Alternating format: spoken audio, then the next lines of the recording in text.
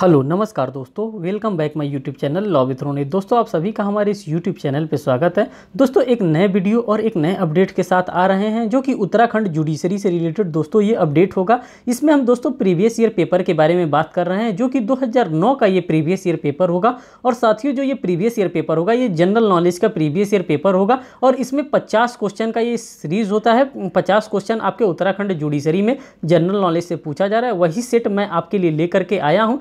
दोस्तों मैं आपके इन्फॉर्मेशन एक देना चाहता हूं। उस इन्फॉर्मेशन में मैं आपको ये बताना चाहता हूं कि 2002 का ऑलरेडी मैंने पेपर करा चुका है उत्तराखंड जुडिशरी से रिलेटेड, जनरल नॉलेज का भी और साथ साथ लॉ का भी। अगर आपने उसको नहीं वॉच किया है तो आप उसको वॉच कर सकते हैं। 2006 का भी मैंने करवा दिया है, उत्तराखंड का लॉ का भी करवा दिया है, साथ साथ मैंने जीएस का भी करवा दिया है। जो दोस्तों आज मैं आपके सामने लेकर के आ रहा हूँ ये 2009 का पेपर है। इसी 2009 के पेपर को हम यहाँ पे आज डील करने वाले हैं। तो दोस्तों बिना टाइम बर्बाद किए हम इसको स्टार्ट करते हैं। दोस्तों अगर आप हमारे चैनल पर नए हैं तो चैनल को जरूर सब्सक्राइब करिएगा, वीडियो को लाइक करिएगा और बेल बटन दबाना बिल्कुल ना भूलिएगा, जिससे मैं कोई भी लेटेस्ट अपडेट लेकर के आ रहा हूँ उत्तराखंड जुडिशरी से रिलेटेड, यूपी पीसीएस जे से रिलेटेड और बिहार जुडिशरी से रिलेटेड, तो वो आपको आसानी से मिलता रहा है। दोस्तों देखिए ये जो मैं पेपर लेकर के आया हूँ ये उत्तराखंड सिविल जज प्रारंभिक परीक्षा 2009 का है। मीन्स कि जो पीटी का एग्जामिनेशन होता है, जो प्रिलिमिनरी एग्जामिनेशन होता है, उसी एग्जामिनेशन का ये पेपर है। देखिए दोस्तों पेपर कैसे आता है, किस किस तरह से आता है।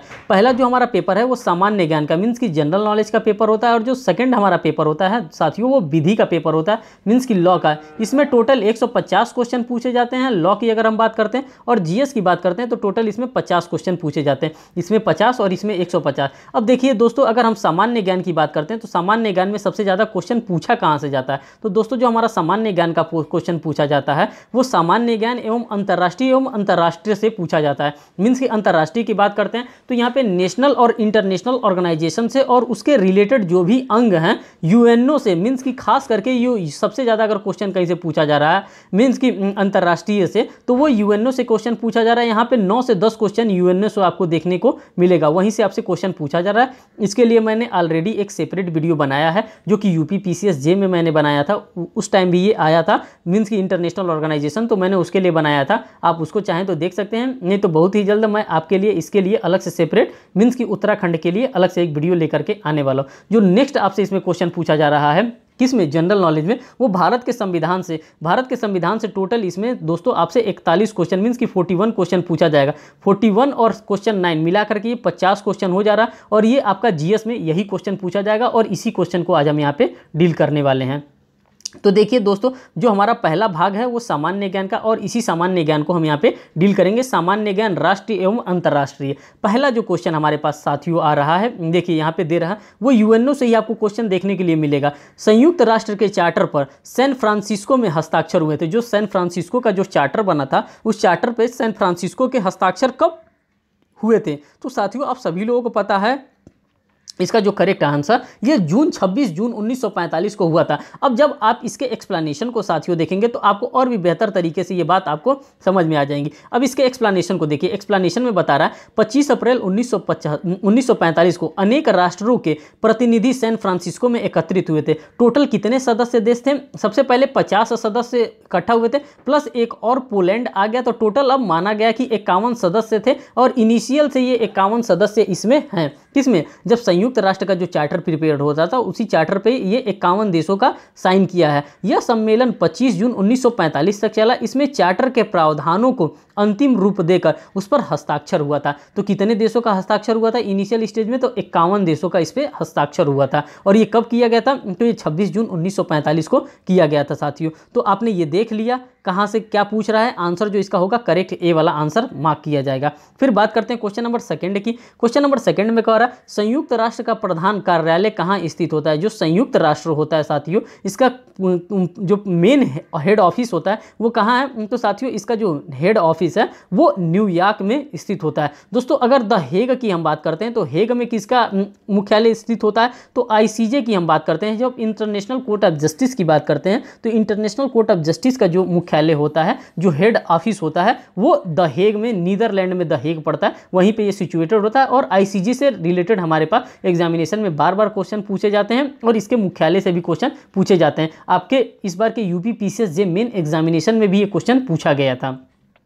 फिर हम यहाँ पे क्वेश्चन थर्ड देखते हैं। क्वेश्चन नंबर थर्ड में कह रहा है सुरक्षा परिषद में कितने सदस्य हैं। जो सुरक्षा परिषद की अगर बात की जाती है तो साथियों आप सभी लोगों को पता है सुरक्षा परिषद में टोटल 15 सदस्य होते हैं। 5 जो होते हैं सदस्य देश वो अस्थायी सदस्य होते हैं जिनके पास वीटो लगाने की शक्ति होती है। वीटो क्या होता है साथियों, जो वीटो होता है ये एक प्रकार की पावर होती है, इनको एक्स्ट्रा पावर दिया जाता है और ये सिर्फ 5 देशों के पास ही वीटो पावर होती है। ये काम को रोकवाने की शक्ति है इन लोगों के पास। ये काम को किसी भी काम में अगर अड़ंगा लगाना है, किसी भी काम को अगर इंटरनेशनल ऑर्गेनाइजेशन में मींस कि यूएनओ में इंटरनेशनल ऑर्गेनाइजेशन में अगर रुकवाना है तो इन 5 में से अगर किसी ने भी वीटो लगा दिया तो उस काम को क्या किया जाएगा, उस काम को रोक दिया जाएगा। तो देखिए यहाँ पे पूछ रहा है क्वेश्चन क्या कह रहा है सुरक्षा परिषद में कितने सदस्य हैं। तो आपको टोटल अगर सदस्यों की बात की जाती है तो टोटल सदस्य 15 हैं। अब इसके एक्सप्लेनेशन को देखिए। सुरक्षा परिषद में कुल 15 सदस्य होते हैं जिनमें 10 सदस्य जो होते हैं वो अस्थायी सदस्य होते हैं और जो 5 सदस्य होते हैं वो अस्थायी सदस्य हैं। अब 5 अस्थायी सदस्य कौन कौन से,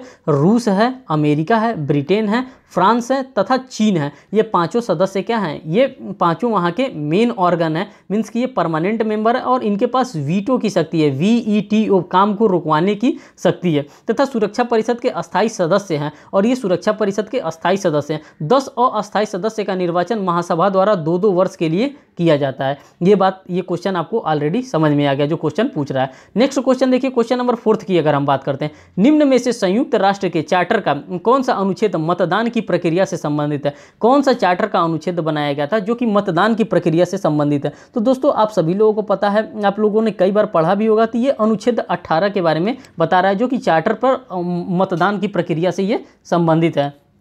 अब दोस्तों नेक्स्ट क्वेश्चन देखिए, क्वेश्चन नंबर 5, अंतर्राष्ट्रीय न्यायालय में कितने जज होते हैं। अगर पूछ रहा है सबसे एप्रोप्रिएट आंसर आपको देखना है। अध्यक्ष और 15 अन्य सदस्य होते हैं। अध्यक्ष अलग से नहीं होते हैं और 15 सदस्य अलग से नहीं। ये आपका आंसर कट गया। अध्यक्ष, उपाध्यक्ष और 15 सदस्य होते हैं, ये भी आंसर कट गया। अध्यक्ष, उपाध्यक्ष और 14 अन्य सदस्य होते हैं। अध्यक्ष होते हैं, उपाध्यक्ष होते हैं और 13 अन्य सदस्य होते हैं। टोटल यहाँ पे कितने होते हैं, यहाँ पे टोटल 15 लोग होते हैं। कहाँ पे, ये किसकी बात कर रहा है, ये ICJ की बात कर रहा है, मीन्स की इंटरनेशनल कोर्ट ऑफ जस्टिस की बात कर रहा है। इसमें टोटल 15 मेंबर होते हैं और उसी 15 मेंबर्स की बात कर रहा है। 15 मेंबर में कैसे होते हैं, पहले एक अध्यक्ष होते हैं और दूसरे उपाध्यक्ष होते हैं और 13 अन्य जजेस होते हैं, मिलाकर के ये टोटल 15 होते हैं। तो यहाँ से हमारा क्वेश्चन बनता है, द हेग में ये सिचुएटेड है, नीदरलैंड में द हेग बढ़ता है। फिर यहाँ पे क्वेश्चन नंबर दोस्तों हम 6 देखते हैं। क्वेश्चन नंबर 6 में देखिए क्या पूछ रहा है, अंतर्राष्ट्रीय मानवाधिकार दिवस कब मनाया जाता है। तो साथियों ये 10 दिसंबर को मानवाधिकार मनाया जाता है। कौन सा मानवाधिकार, अंतर्राष्ट्रीय मानवाधिकार 10 दिसंबर को मनाया जाता है। क्वेश्चन नंबर 7 की हम बात करते हैं, अंतर्राष्ट्रीय न्यायालय का मुख्यालय कहाँ है। तो दोस्तों मैंने कई बार आपको बता दिया, नीदरलैंड में द हेग नामक शहर में इसका मुख्यालय है। किसका, द अंतर्राष्ट्रीय इंटरनेशनल कोर्ट ऑफ जस्टिस का। क्वेश्चन नंबर 8 की हम बात करते हैं यहाँ पे, तो कह रहा है निम्नलिखित में से कौन सा एक संयुक्त राष्ट्र का मुख्य अंग नहीं है। इसमें कौन संयुक्त राष्ट्र का मुख्य अंग नहीं है। अभी 5 मैंने मुख्य अंगों के बारे में आपको बताया है, अब इसमें से कौन सा एक मुख्य अंग नहीं है। अंग की बात कर रहा है, टोटल इसमें 6 अंग होते हैं। यूएनओ की अगर बात करते हैं, यूनाइटेड नेशन ऑर्गेनाइजेशन की बात करते हैं, तो टोटल इसमें 6 अंग होते हैं, 6 अंग। अब इसका मुख्य अंग कौन नहीं है, तो जो अंतर्राष्ट्रीय श्रम संगठन है साथियों, ये इसका मुख्य अंग नहीं है। आर्थिक एवं सामाजिक परिषद इसका मुख्य अंग है। न्यायिका परिषद इसका मुख्य अंग है। अंतर्राष्ट्रीय न्यायालय इसका मुख्य अंग है। अब देखिए 6 अंगों के बारे में मैं बता दे रहा। संयुक्त राष्ट्र चार्टर के अनुच्छेद 7 के अनुसार संयुक्त राष्ट्र के मुख्य अंग है, पहला है महासभा होती है, दूसरा सुरक्षा परिषद होता है, तीसरा आर्थिक एवं सामाजिक परिषद होता है और चौथा न्यायिका परिषद होता है, 5वां सचिवालय होता है और 6ठा जो होता है न्याय का अंतर्राष्ट्रीय न्यायालय मीन्स की इंटरनेशनल कोर्ट ऑफ जस्टिस। यही 6 ठो इसके मुख्य अंग होते हैं। अगर 7वां कोई अंग पूछे तो आपको 7वें अंग पे किसी भी प्रकार को आंसर को आपको मार्क नहीं करना है। अतः अंतर्राष्ट्रीय श्रम संगठन संयुक्त राष्ट्र का अंग नहीं है। देखिए ये बात यहाँ पे लिख दिया है, उसका अंग नहीं है। तो यहाँ तक आपको समझ में आ गया। अब क्वेश्चन नंबर 9 की अगर हम बात करते हैं, तो संयुक्त राष्ट्र की 2 ऑफिशियल भाषाएं हैं। अगर ऑफिशियल भाषाओं की बात करें तो साथियों यहाँ पे टोटल 6 ऑफिशियल भाषाएं हैं। अब 6 ऑफिशियल भाषाओं में अगर सबसे ज़्यादा अगर किसी भाषा में काम होता है साथियों, तो 2 ऑफिशियल लैंग्वेज वहाँ पे मान लिया है। ऑफिशियल लैंग्वेज 6 माना गया है, लेकिन जो मुख्यतः जिसमें काम होता है वो अंग्रेजी और फ्रेंच में ही सबसे ज़्यादा कार्य होता है, इसीलिए इसको ऑफिशियल और माना गया है। अब देखिए यहाँ पे नेक्स्ट क्वेश्चन की हम बात करते हैं। नेक्स्ट क्वेश्चन आप लोगों ने देख लिया, इसका जो करेक्ट आंसर मार्क किया जाएगा वो डी मार्क किया जाएगा। संयुक्त राष्ट्र संघ की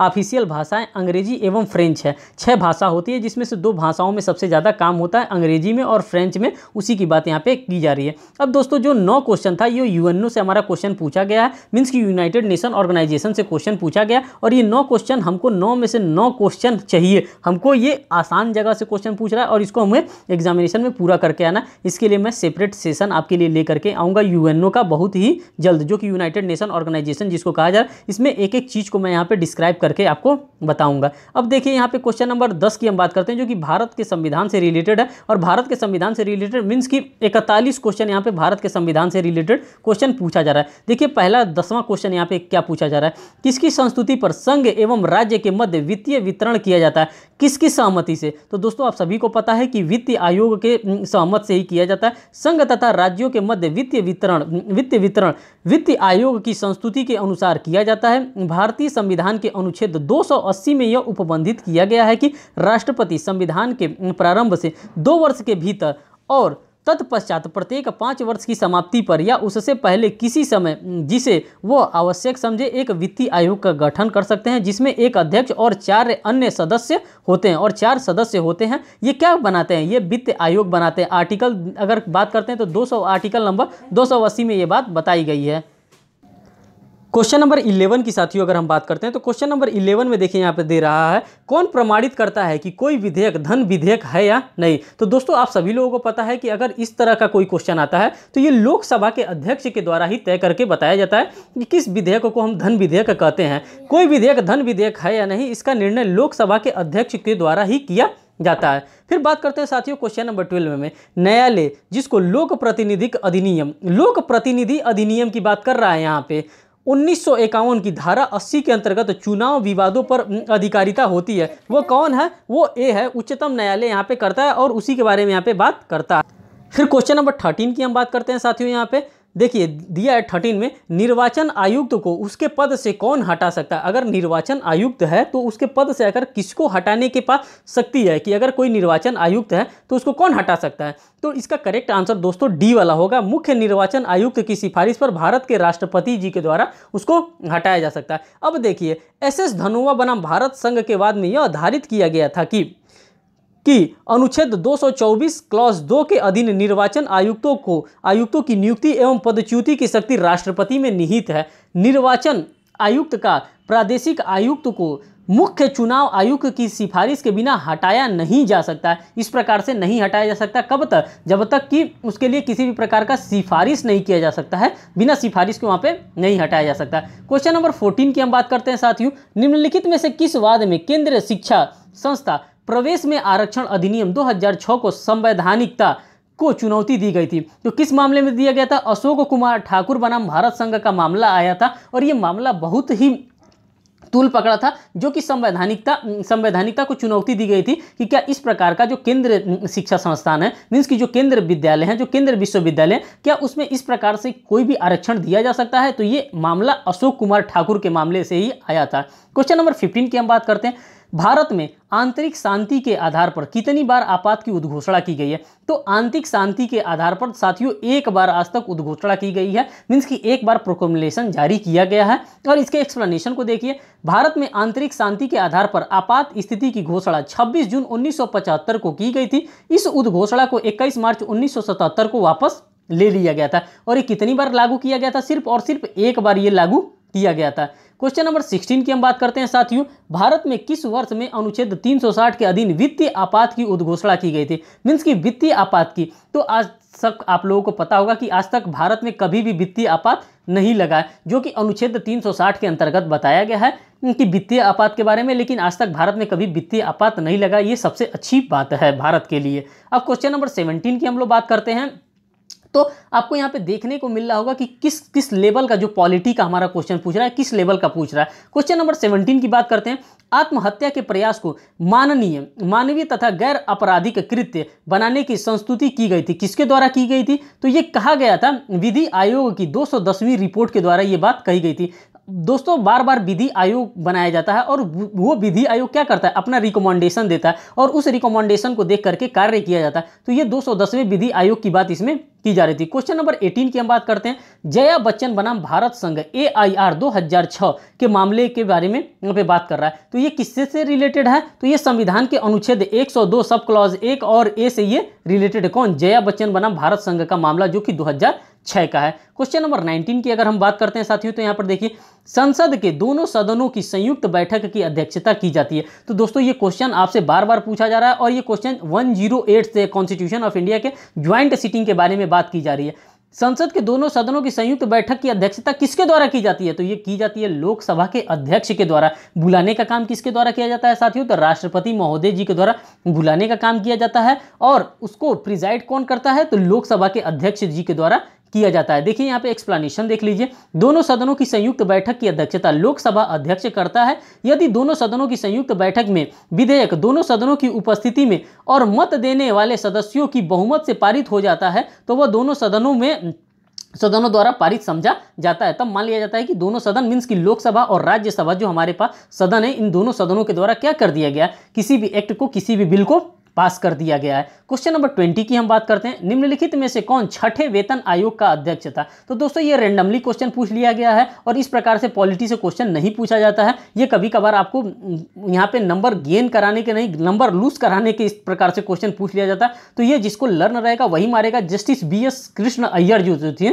श्री कृष्ण जो थे, इन्हीं को क्या बनाया गया था, इन्हें छठे वेतन आयोग का अध्यक्ष बनाया गया था। क्वेश्चन नंबर 21 की बात करते हैं। इंटरनेट पर www का अर्थ क्या होता है। तो साथियों आप सभी लोगों को पता है वर्ल्ड वाइड वेब की बात कर रहा है और यही वर्ल्ड वाइड वेब इसका क्या होगा, शब्दावली का आंसर होगा। ये कंप्यूटर से रिलेटेड आपका टर्मिनोलॉजी है, उसी के बारे में बात कर रहा है। क्वेश्चन नंबर 22 की हम बात करते हैं। निम्नलिखित कंपनियों में से किस कंपनी को दिल्ली उच्च न्यायालय ने अपना लोगो हटाने के लिए आदेश दिया था। तो ये किसको दिया था, तो ये पेप्सिको इंडिया नामक एक कंपनी थी। इसी पेप्सिको नामक इंडिया कंपनी को अपना लोगो हटाने के लिए क्या कर दिया था, सुप्रीम कोर्ट दिल्ली उच्च न्यायालय ने क्या कर दिया था, एक निर्णय पारित किया था और इनको हटाना पड़ा। क्वेश्चन नंबर 23 की हम बात करते हैं। क्वेश्चन नंबर 23 में क्या कह रहा है, भारतीय संविधान का अनुच्छेद जो कि आपात की उद्घोषणा से स्वतः निलंबित हो जाता है। तो कौन हो जाता है, तो जो ये अनुच्छेद हमारा 19 है मीन्स की आर्टिकल नंबर 19 है, ये स्वतः ही क्या हो जाता है, निलंबित हो जाता है। आर्टिकल 14 नहीं होता, आर्टिकल 21 नहीं होता, आर्टिकल 32 नहीं होता, लेकिन आर्टिकल 19 जो होता है हमारा स्वतः निलंबित हो जाता है। अब इसके एक्सप्लेनेशन को देखिए। अनुच्छेद 358 के अनुसार जब आपात की उद्घोषणा प्रवर्तन में है तब अनुच्छेद 19 की किसी बात से राज्य को कोई ऐसी विधि बनाने की अथवा कार्यपालिका को कोई ऐसी कार्यवाही करने की शक्ति अनुच्छेद 13 के अंतर्गत क्या होता है, मान। देखिए दोस्तों इसमें नेक्स्ट क्वेश्चन जो देखते हैं, नेक्स्ट क्वेश्चन में क्वेश्चन नंबर 24 में क्या बात कर रहा है, भारत के किस राज्य ने सर्वप्रथम बता रहा है पंचायती राज प्रणाली को लागू किया था। तो दोस्तों ये राजस्थान का जो नागौर डिस्ट्रिक्ट था यहीं पे लागू किया गया था। पहली बार पंचायत के बारे में यहीं पे बताया गया था और यहीं पे लागू किया गया था।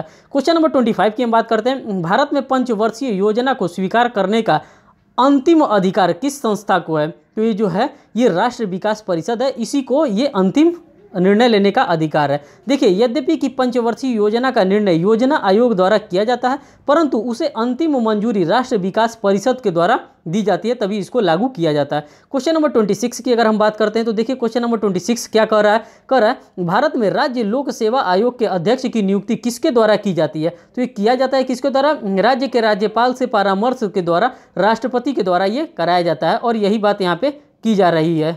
फिर यहाँ पे जो नेक्स्ट क्वेश्चन है, नेक्स्ट क्वेश्चन को हम देखते हैं। नेक्स्ट क्वेश्चन में कह रहा है क्वेश्चन नंबर 27 में भारतीय संविधान के किस अनुच्छेद में मीन्स की किस संशोधन के द्वारा सिक्किम को भारत के क्षेत्र के पूर्व राज्य के रूप में सम्मिलित किया गया था। तो दोस्तों ये किया गया था वो 36वें संविधान संशोधन के द्वारा किया गया था। मीन्स की जो 36 नंबर का कॉन्स्टिट्यूशनल अमेंडमेंट हुआ था उसी कॉन्स्टिट्यूशनल अमेंडमेंट से इसको क्या किया गया था, भारत में सम्मिलित किया गया था। किसको, किसकी बात कर रहा है, ये जो बात कर रहा है ये सिक्किम की बात कर रहा है, सिक्किम को इसी के द्वारा किया गया था। क्वेश्चन नंबर 28 की बात करते हैं। भारत के संविधान के किस अनुच्छेद के अंतर्गत संसद नए राज्य को भारत संघ में सम्मिलित कर सकता है। तो किसके अकॉर्डिंग कर सकता है, तो ये अनुच्छेद 2 के अंतर्गत ये सारी पावर के बारे में बताया गया और उसी में ये कर सकता है। एक्सप्लेनेशन को देखते हैं। भारतीय संविधान के अनुच्छेद 2 के अंतर्गत संसद ऐसे निर्बंधनों और शर्तों के साथ जिन्हें वह उचित समझे संघ में नए राज्यों का प्रवेश या या स्थापना कर सकती है। इस प्रकार अनुच्छेद 2 के अधीन संसद को 2 प्रकार की शक्तियां प्राप्त है। प्रथम, नए राज्य को संघ में शामिल करने की शक्ति तथा द्वितीय, नए राज्यों को स्थापित करने की शक्ति। पहले का संबंध उन राज्यों से है जो पहले से ही विद्यमान है तथा दूसरे राज्य से संबंधित हैं जो भविष्य में स्थापित या अर्जित किए जा सकते हैं, उसी के बारे में ये बात कर रहा है। क्वेश्चन नंबर 29 की हम बात करते हैं। इसमें भारत के संविधान के अंतर्गत निम्नलिखित में से कौन राज्य के नीति निर्देशक सिद्धांत में वर्णित नहीं है? तो ये कौन नहीं है? तो जीविका के पर्याप्त साधन के अधिकार के बारे में हम बात कर रहा है। यही भारत के संविधान के डीपीएसपी में इसको शामिल नहीं किया जा रहा है। क्वेश्चन नंबर 30 की हम बात करते हैं। भारत के संविधान में राज्य के नीति निर्देशक तत्वों को निम्नलिखित में से किससे लिया गया है? तो ये किससे लिया गया है? तो दोस्तों आप सभी लोगों को पता है कि ये जो नीति निर्देशक तत्व है, जो directive principle of state policy है, ये आयरलैंड के संविधान से लिया गया, जो कि डिफाइन कहाँ किया गया? 36 से लेकर के आर्टिकल नंबर 36 से लेकर के आर्टिकल नंबर 51 तक में डिफाइन किया गया और इसको directive principle of state policies के नाम से हम लोग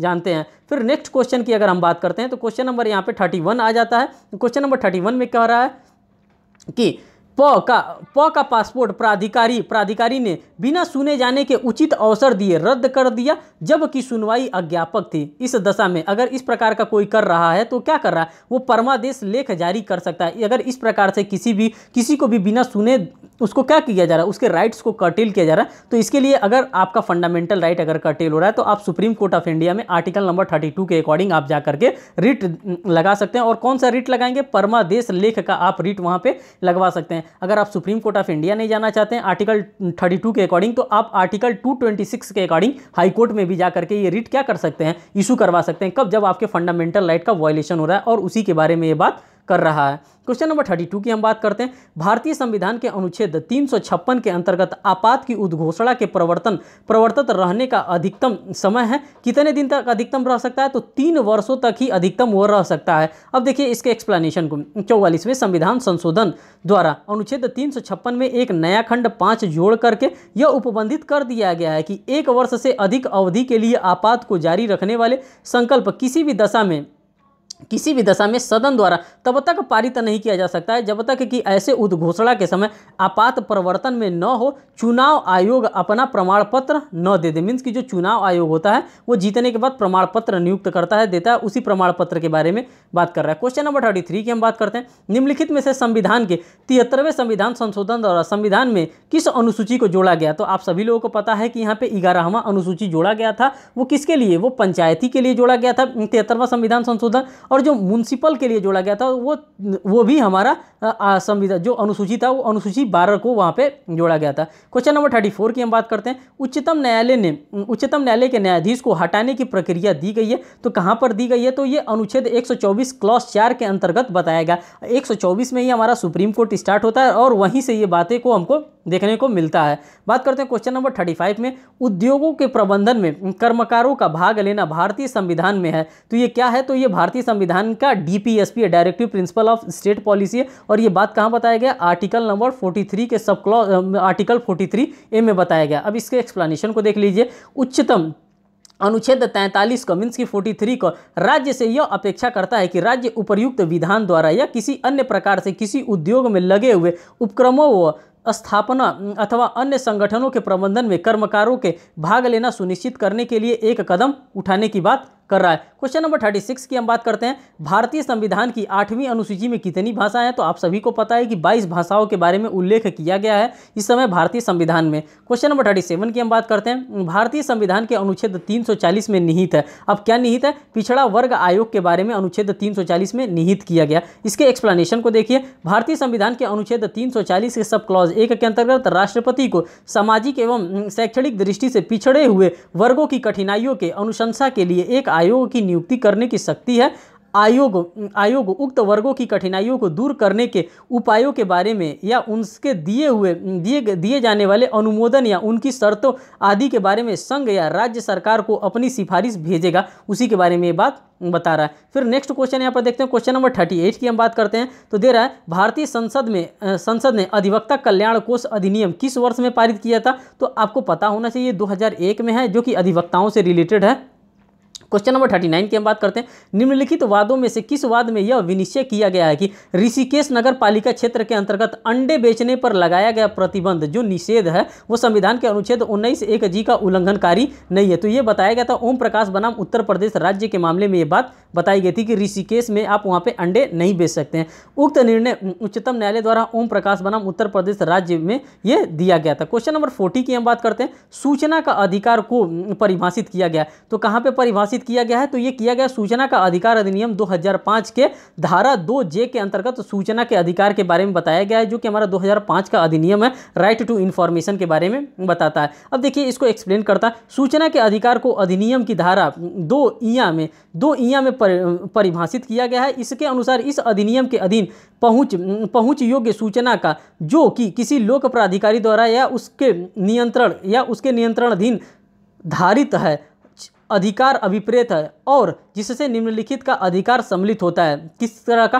कृति, किसी भी प्रकार का कृति का, दस्तावेज का, अभिलेख का या निरीक्षण का। सेकंड में दस्तावेज या अभिलेख के टिप्पण का, उद्धरण या प्रमाणित प्रतिलिपि लेना। और तीसरा संग्रामी के नमूने लेने के आदि के अधिकारों के बारे में यहाँ पे उल्लेख किया गया।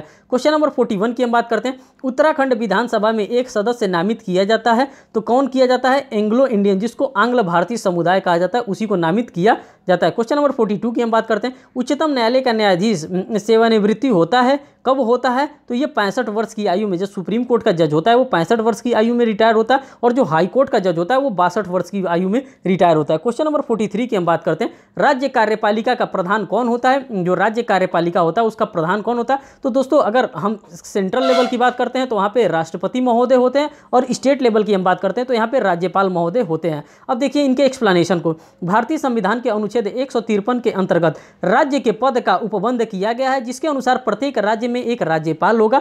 2 या 2 से अधिक राज्यों के लिए भी एक राज्यपाल हो सकता है।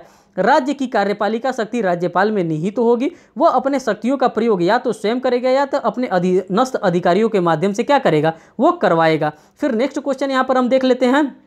क्वेश्चन नंबर 44 की अगर हम बात करते हैं तो सरकारिया कमीशन का गठन किसके संबंध के पूर्वावलोकन के लिए किया गया था? तो दोस्तों केंद्र एवं राज्यों के लिए सरकारिया आयोग का ये पुनर्लोकन का संबंध स्थापित किया गया था। क्वेश्चन नंबर 45 की हम बात करते हैं तो यहाँ पे दे रहा संविधान के किस अनुच्छेद के अंतर्गत अंतरराज्य परिषद का गठन होता है? तो ये बात किया जाता है अगर अंतरराज्यीय परिषद के गठन के बारे में तो ये आर्टिकल नंबर 263 के अकॉर्डिंग बताया जा रहा है। अब इसके एक्सप्लेनेशन को देखिए। भारतीय संविधान के अनुच्छेद 263 के अंतर्गत केंद्र एवं राज्यों के बीच समन्वय स्थापित, मीन्स की दोनों के बीच में कोलैबोरेशन स्थापित करने के लिए राष्ट्रपति एक अंतरराज्यीय परिषद स्थापित करता है। यह प्रतीत होता है कि उसकी स्थापना से लोकहित की सिद्धि हो जाएगी।